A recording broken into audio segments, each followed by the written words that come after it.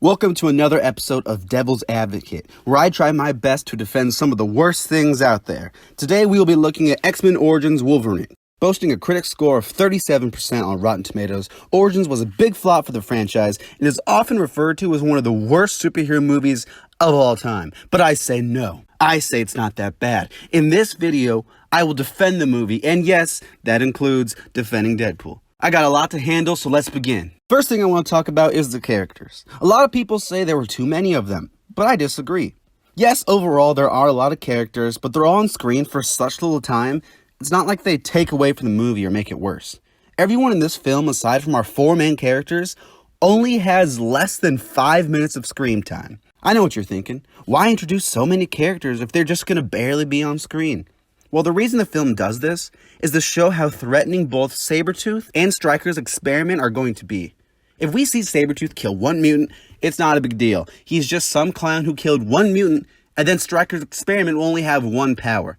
If we see Sabretooth kill like 5 or 6 mutants, we know he's a badass who means business, and we know Stryker's weapon needs to be feared because it's going to have a lot of powers when we eventually meet it. And with what we get from the characters, they're really not that bad either. Gambit is a suave, charismatic dude from New Orleans, just like in the comics. Blob gives us a twist on the classic muscle character by showing what happens to a mutant once he lets himself go. And I've seen a lot of musicians do way worse than will.i.am did as John. Now that I think about it, the acting in this film is all pretty solid. Danny Huston does a good job as Stryker, and Liev Schreiber is the best on-screen Sabretooth.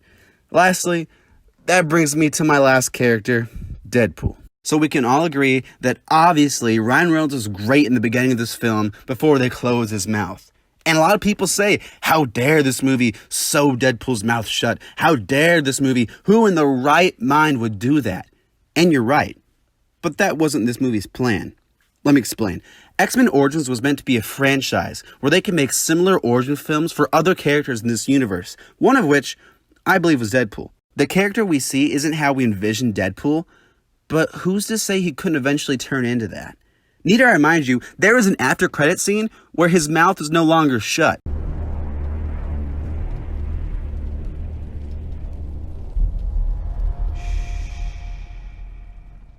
What if Deadpool was able to get out on his own after being free from Stryker and turn into the merc with the mouth we all know?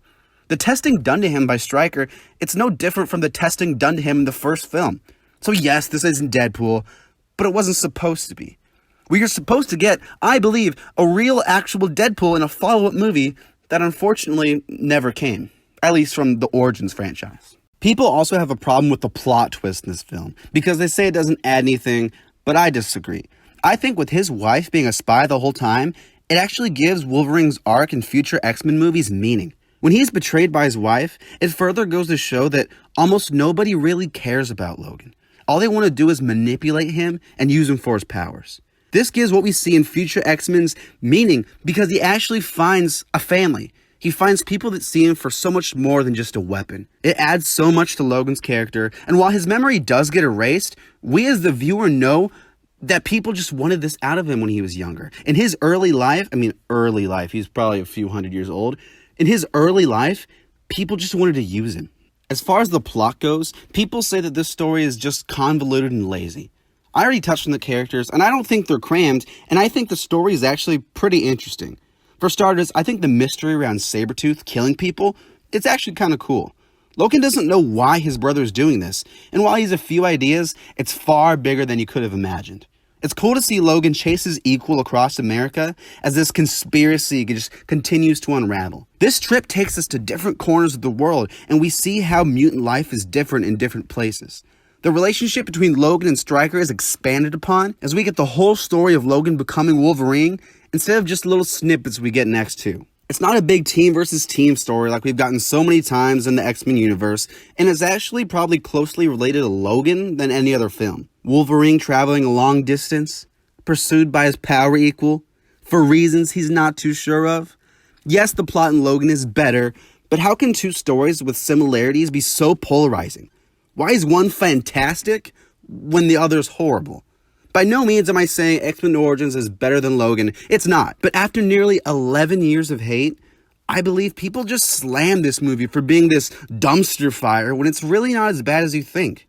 With other disappointing films in this franchise, is it really that bad? Is it really the worst? Think about it a little more, and you'll be surprised with this film's quality. Thanks for watching Devil's Advocate, and please subscribe so you catch all of my videos. Tell me in the comments what you hate about this movie, and I'll try my best to defend all of your points also. Comment below what I should defend next, and I'll see you next time.